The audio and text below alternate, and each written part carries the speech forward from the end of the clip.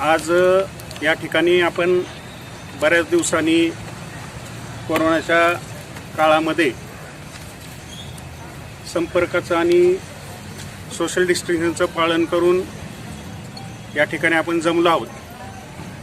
याचं कारण असं आहे की बऱ्याच दिवस झालं आम्ही पाहतोय की कृषी उत्पन्न बाजार समितीवर खोटे नाटे आरोप काही व्यक्ती करत आहेत आणि एखादी व्यक्ती जर सतत एखादी गोष्ट खोटं बोलायला लागली तर ते काही दिवसांनी खरे वाटते।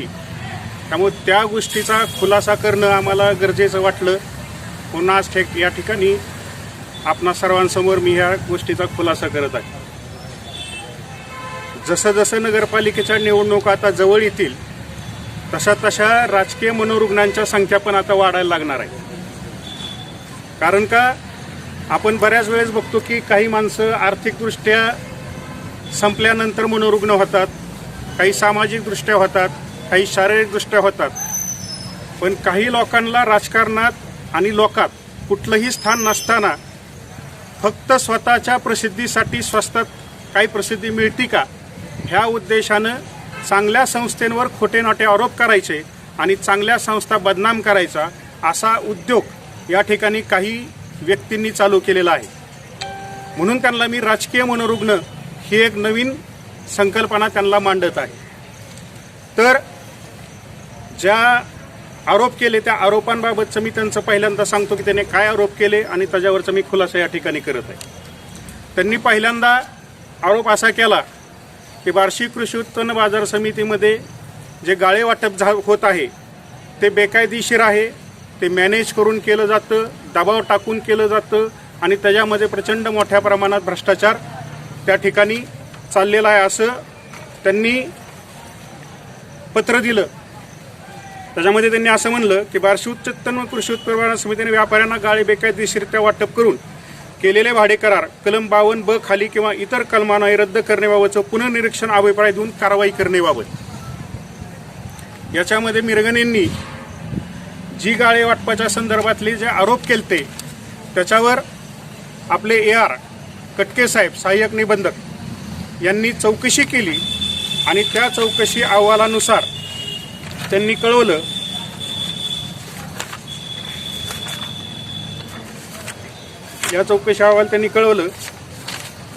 की बार्शी कृषी उत्पन्न बाजार समिती यांनी केलेला लेखी खुलासा व महाराष्ट्र कृषी उत्पन्न खरेदी विक्रय विकास अधिनियम 1963 मधील तरतुदीचा विचार करता बाजार समितीने माननीय पणन संचालक महाराष्ट्र राज्य पुणे यांच्या परवानगीने पत्रान्वये गाळे वाटप केल्याचे दिसून येते।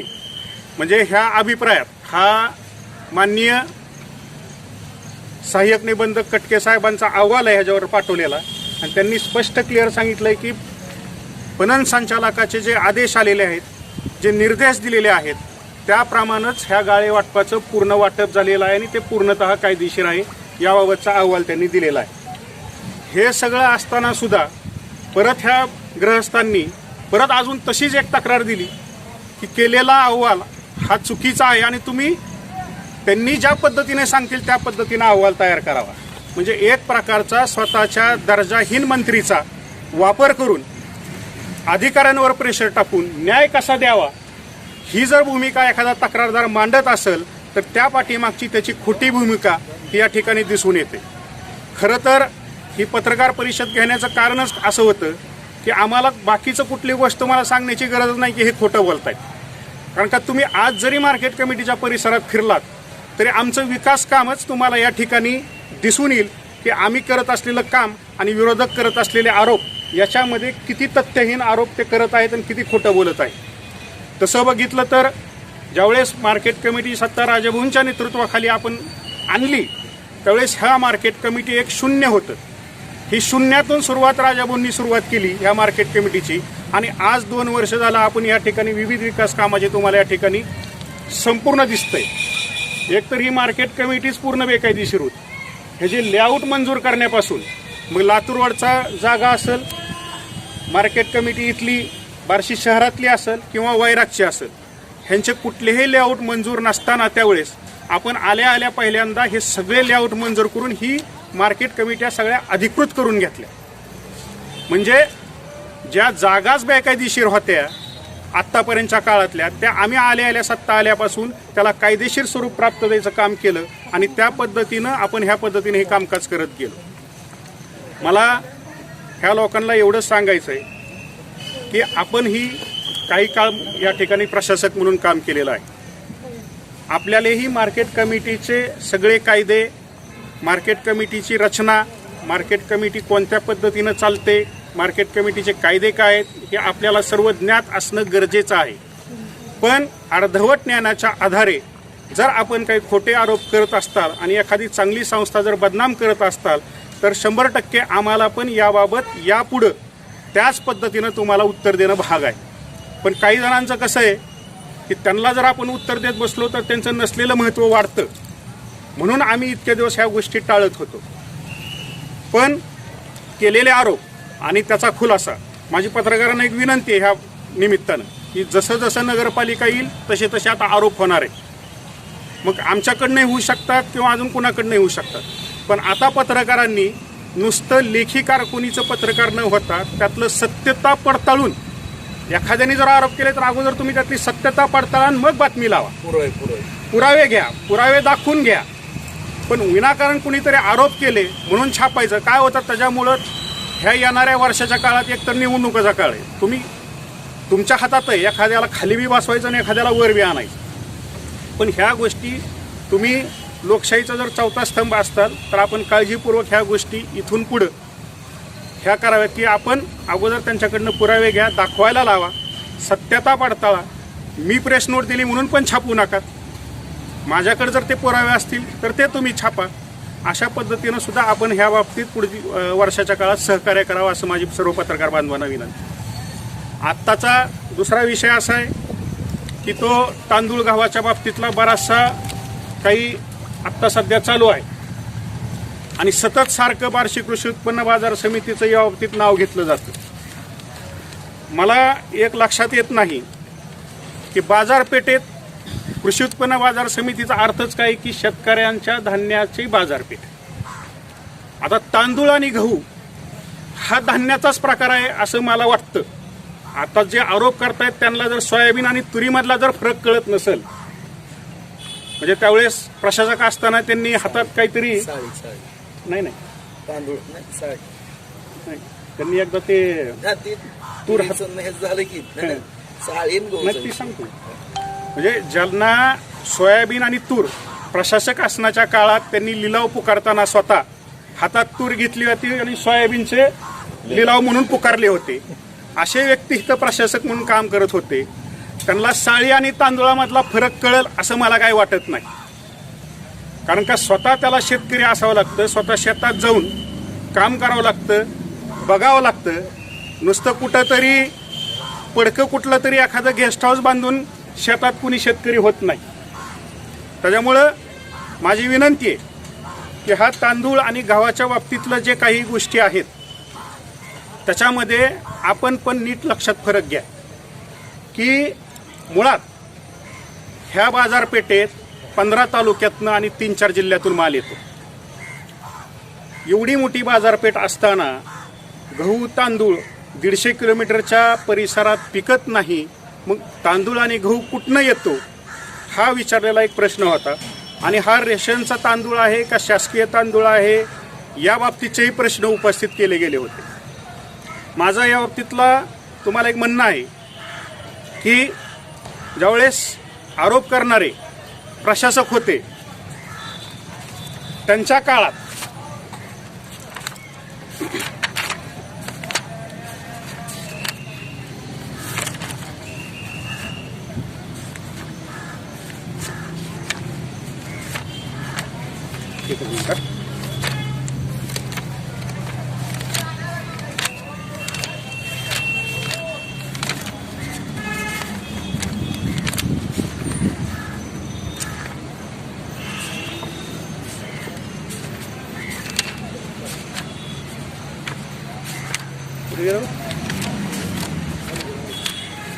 इथंच असेल ना.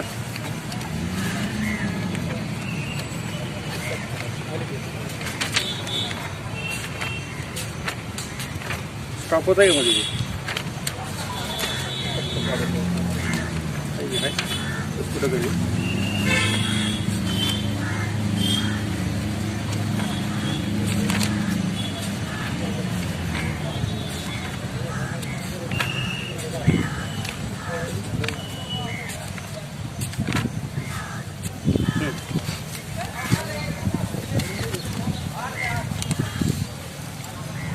जे प्रशासक होते त्यांच्या काळात म्हणजे 16 ते 17 ह्या वर्षात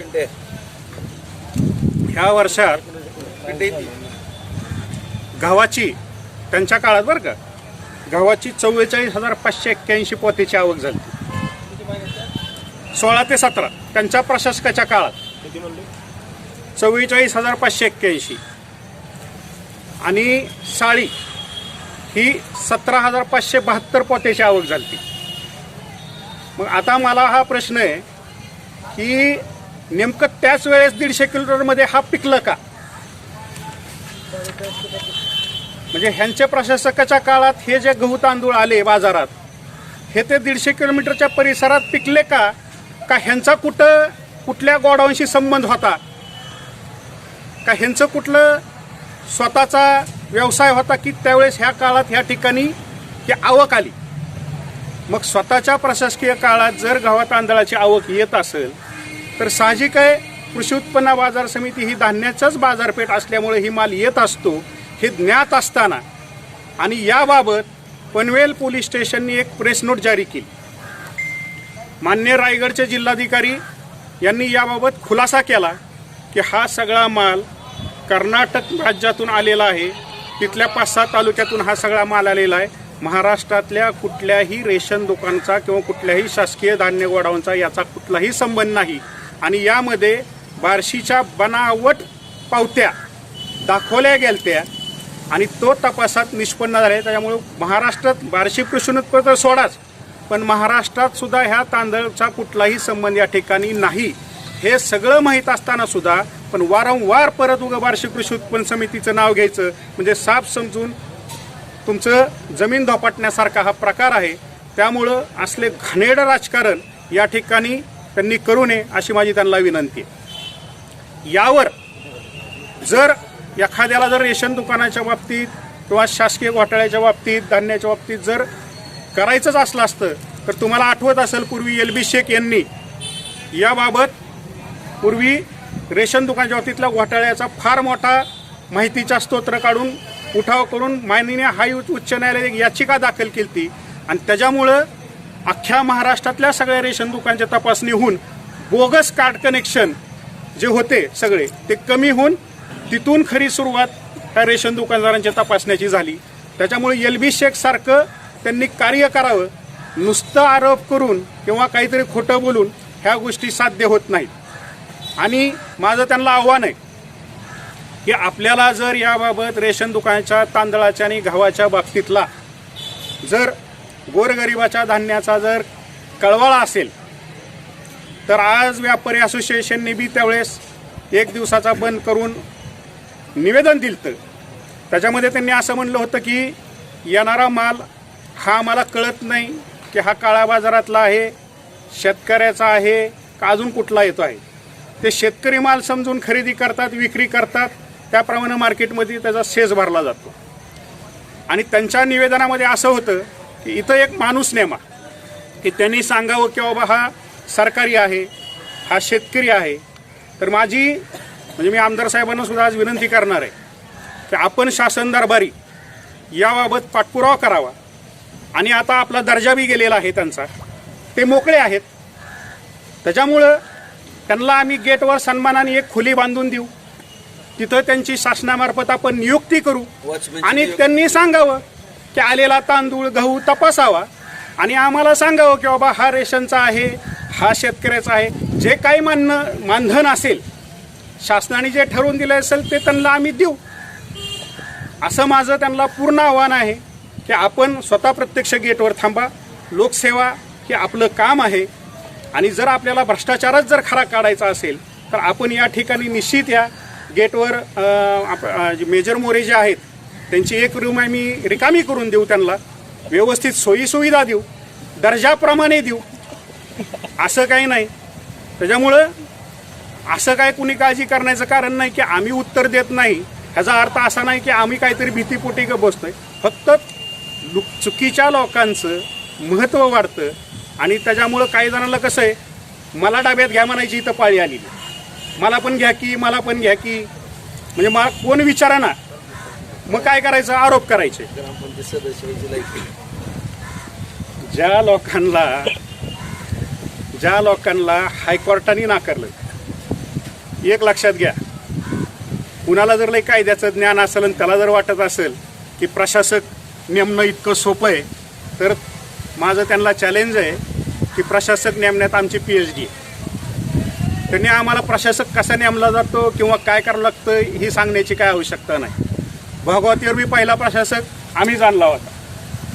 DCC बँकेवर बी राजाभाऊंनी प्रशासक आणलाच होता. जेवढ्या काही संस्था विरोधकांनी चुकीच्या पद्धतीनं चालवल्या सुद्धा आपण टेकन दिल्यावर त्यांचं जेवढ्या काही संस्था चुकीच्या पद्धतीने चालल्या होत्या त्यातला भ्रष्टाचार बाहेर काढला. अजूनही DCC बँकेची आमची लढाई कुणाची थांबलेली नाही. अजूनही त्या हायकोर्टात आम्ही लढतोय. पण कुठंतरी तक्रारी द्यायच्या आणि नंतर त्याला गाठून कुठंतरी मॅनेज करायचं, हे मागच्या वेळेस आपण सिद्ध करून दाखवलं होतं. रोडच्या ज्यावेळेस तक्रारी दिली त्या नगरपालिकेच्या, आणि ह्याच महाशयांनी परत पत्र देऊन सांगितलं होतं की माझी ह्याबाबत काही तक्रार नाही. ह्यांनी सांगितलं होतं, म्हणजे कुठंतरी ब्लॅकमेलिंगचे प्रकार करण्यासारखे प्रकार. म्हणून मी त्यावेळेस म्हणलं होतं की काही जणांची आर्थिक दिवाळखोरी तर निघाली, पण बौद्धिक दिवाळखोरी सुद्धा आता त्या ठिकाणी त्यांची निघालेली आहे. याच्यावरून नुसता एखाद्याला मंत्रिपदाचा दर्जा मिळाला म्हणून माणूस ज्ञानी होत नाही किंवा हुशार होत नाही किंवा कायदेपंडित होत नाही. आणि ज्या माणसाला प्रशासकाच्या पदावरून हायकोर्टाने हाकललं, जनतेने निवडणुकीत नाकारलं, अशा लोकांनी नैतिकतेच्या गोष्टी करून चांगल्या असलेल्या संस्थेवर आरोप करणं हे माझ्या दृष्टीनं योग्य नाही. माझी सर्व पत्रकार बांधवांना विनंती आहे की मी आरोप करतो म्हणजे कागद दाखवून तुम्हाला पुरावे देऊन ह्याचे खुलासे करतो. नुसतं मी आरोप करायचा, खुलासा करण्याचा पण उद्देश नाही. मी माझं काम पण आम्ही आज जे केलेलं आहे ते सांगणार आहे.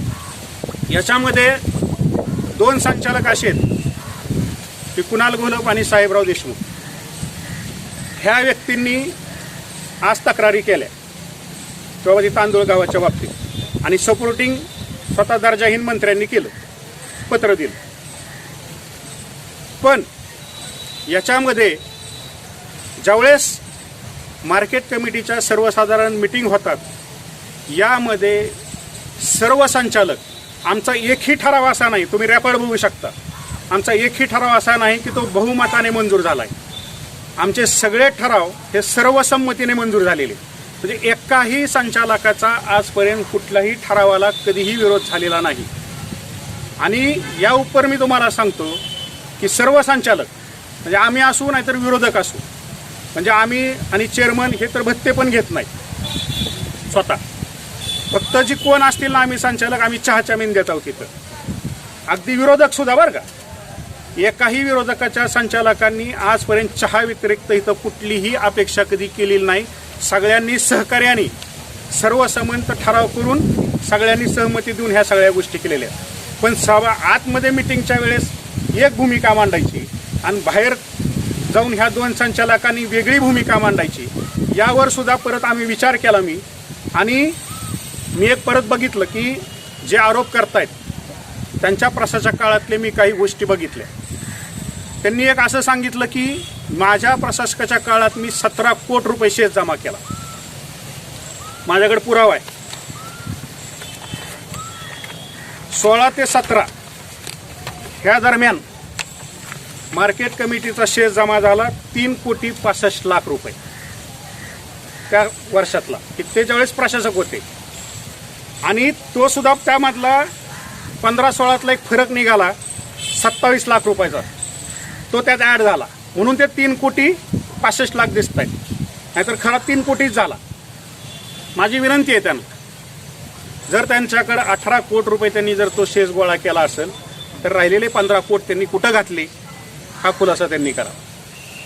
कारण का 3 कोटच रेकॉर्डला दिसतोय. जर 18 कोटी त्यांनी जर शेअर गोळा केला असेल मार्केट कमिटीचा तर राहिलेले 15 कोट त्यांच्या कर्जात जमा झाले का शेतकऱ्यांच्या नावाने काढलेल्या कर्जात जमा झाले का बँकेंना फसवलेल्या कर्जात जमा झाले का कुठं जमा झाले? घरकुलाचा ऍडव्हान्स, घराचा ऍडव्हान्स गरीबाचा घेतलेला ते गेले. होय मालक. गोरगरिबाचं घराचा ऍडव्हान्स घेतली ती माघार दिली का? किंवा जे स्वतः गृहनिर्माण सोसायटीचे दर्जाहीन मंत्री होते ते सांगतायत की घरकुलाच्या योजनेच्या बाबतीत मग ज्या घरकुलाच्या योजनेत तुम्ही ॲडव्हान्स म्हणून पैसे घेतले गेले त्या लोकांच्या खात्यात परत गेले का ते सांगतो की. सगळ्यात महत्त्वाचा मुद्दे असे आहेत की ज्यावेळेस आपण एखाद्यावर बोट उगारतो त्यावेळेस 3 बोटं आपल्याकडे सुद्धा असतात. आम्ही पण काम करताना चुकलो असं आम्हाला कुणी आरोप केल्याचा राग पण येत नाही, कारण का शेवटी ज्या झाडाला फळं असतात त्या झाडावरच लोक दगडं मारतात. त्याच्यामुळं आम्ही काम करतोय म्हणल्यानंतर लोक आमच्यावर लक्ष ठेवू नयेत, आमच्यावर अपेक्षा पण लोकांच्या वाढलेल्या आहेत. पण आम्ही पण काय गांधीवादी नाही. आम्ही एक दगड मारला तर अख्खा टिपर अंगावर टाकण्याची दगडाची आमची तयारी. त्याच्यामुळं पुढच्या माणसाने आरोप करताना 100% आता विचार करावा की आपण अगोदर आरोप करताना काय करतोय. मी नुसतंच तुम्हाला ह्याचे खुलासे करत नाही, मी तुम्हाला आम्ही केलेल्या विकास कामाच्या सुद्धा गोष्टी सांगतो. तर मध्ये त्यांनी काय म्हणलं की मी 17 कोटी रुपये जमा केले असताना ह्यांनी ते सगळं खर्च करून आता मार्केट कमिटी कर्ज काढायला निघालेली. आज मी तुम्हाला माझा अपडेट देतोय. आज सध्या मार्केट कमिटीची आज ठेव आहे 9 कोटीच्या आसपास. बँक ऑफ इंडिया आजची स्टेज सांगतो मी तुम्हाला. Bank of India, union bank, state bank, DCC bank याच्यामध्ये या ठेवी ठेवलेल्या आहेत. एकूण 9 कोटीच्या आसपास ठेव आहे आणि आपल्या आज हातावर शिल्लक आहे 46,63,000. म्हणजे आजची मी अपडेट तुम्हाला सांगतोय. मग जर 46 लाख शेष हा दरवर्षीचा अंतिम असतो. 19 म्हणजे मागच्या वर्षीचा शेष अंदाजे किती होता आपला? 7 कोटीच्या आसपास होतं. त्याचं पुढचं विश्लेषण मी सांगतो तुम्हाला. ही आपली ठेव आहे आणि हातावरची शिल्लक आहे. पण आपण आत्ताच्याला हे जे तुम्हाला कामं दिसत आहेत सगळे जवळजवळ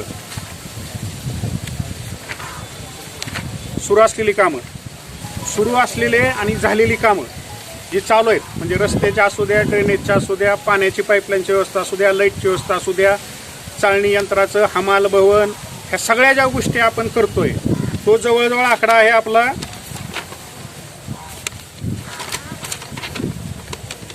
10,12,82,499 चालू असलेली कामं. आणि याच्यामध्ये आपण पेमेंट केलंय ह्याच्या पोटी, म्हणजे काही कामं पूर्ण झालेत, काही 90% काही आहेत. 7,34,97,890 रुपयाचं आपण पेमेंट केलेलं आहे. म्हणजे 8 कोटी शिल्लक आहेत आपले ठेव आहे आणि जवळजवळ 8 कोटीच्या आसपास आपण पेमेंट केलेलं आहे. आणि आपल्याला देय रक्कम आहे 1,82,00,000 ह्या कामाच्या पोटी. आणि तुम्हाला आज ह्या ठिकाणी ह्या कामाच्या सगळ्या ह्याच्यावरनं लक्षात येत असेल की ही कामं कोणत्या पद्धतीची चालू आहेत आणि सुरुवात कशी झाली, सुरुवात मार्केट कमिटीची काय होती आणि आत्ताच्या परिस्थिती काय, ही आपण स्वतः त्यावेळेस पण प्रत्यक्ष हजर होतात आणि ह्या 2 वर्षातल्या झालेल्या घडामोडीचे पण तुम्ही स्वतः साक्षीदार आहात.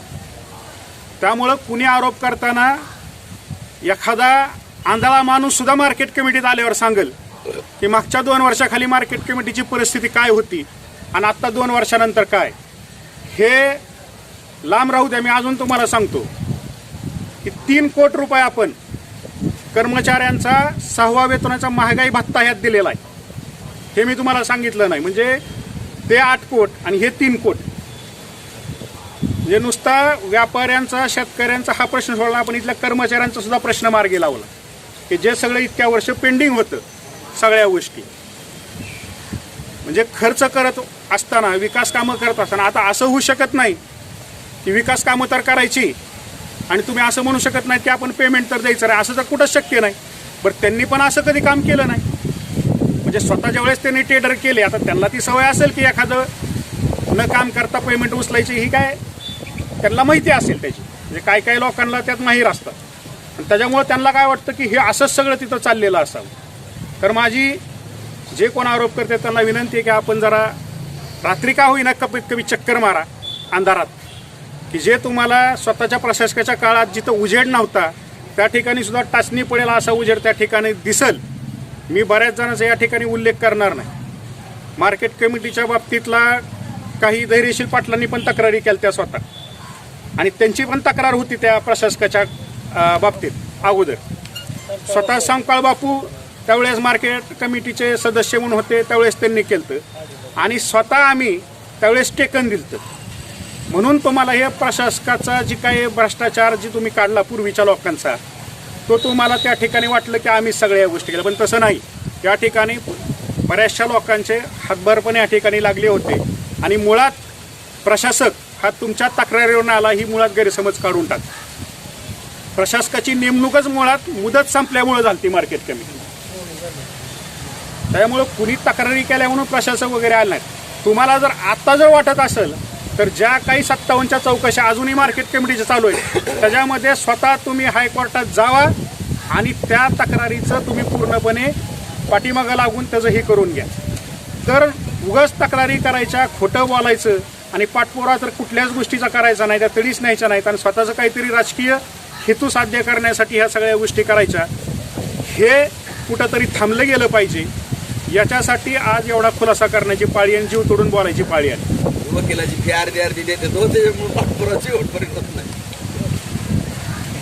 खरं तर ह्या महामारीच्या काळात आपण लोकांना कुठल्या पद्धतीनं सामोरं जायला पाहिजे, काय करायला पाहिजे, पण जसे राजकीय मनोरुग्ण आहेत तसे काही राजकीय सामाजिक माहिती अधिकारातले बी काही खोटे लोक बारशीत आहेत. मला कुणाला ह्याच्यात दोष द्यायचा नाही, माहिती अवश्य मागावी, ज्याचा संबंध नाही. माझ्या घराची माहिती तुला मागून काय करायचं आहे? आता परवा पत्रकार परिषद दर आठवड्याला काहीतरी ती चालू आहे, गंमत जम्मत सगळी. म्हणले की ते मी बार्शीच्या जनतेला प्रश्न विचारतो की दारूवाल्याला मतं द्यायची का पाणीवाल्याला मत द्यायचं. आता माझ्या लक्षात एक येईना की ह्यांना ह्या हातभट्टीची माहिती कशी. एकतर मुळात म्हणजे हातभट्टी विकणाऱ्याला तुम्ही मतं द्यायची का पाणी देणाऱ्याला मत द्यायचं.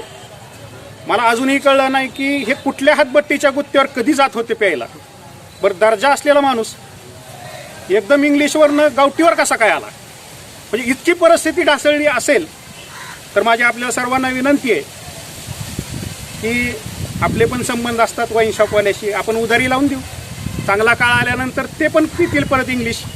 पण विनाकारण उगं कुठंतरी हातभट्टीच्या गुत्त्यावर जाऊन कुणाचं तरी हे करण्यात काही मतलब नाही, आणि आपला पण दर्जा स्वतः सांभाळावा.